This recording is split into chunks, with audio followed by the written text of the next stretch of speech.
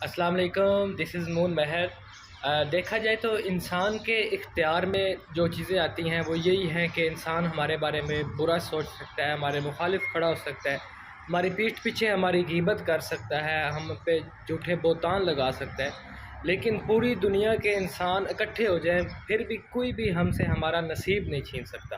اور ہم اپنے ساتھ میں اپنے ساتھ اگر کوئی اور بندہ اپنے ساتھ پوری دنیا کے لوگ اکٹھے کر لے، کسی ایک بندے کا بھی نصیب چھیننے کی کوشش کرے تو اس کا جو نصیب اللہ نے لکھا ہے، اس کے جو مقدر میں جو چیزیں اللہ تعالیٰ نے لکھی ہوئی ہیں، وہ رزق ہے، وہ عزت ہے، وہ ذلت ہے، کوئی بھی انسان اس سے وہ چیز نہیں چھین سکتا۔ وہ اسی کا حق ہے جو اس کو اللہ تعالیٰ کی طرف سے ملے گا۔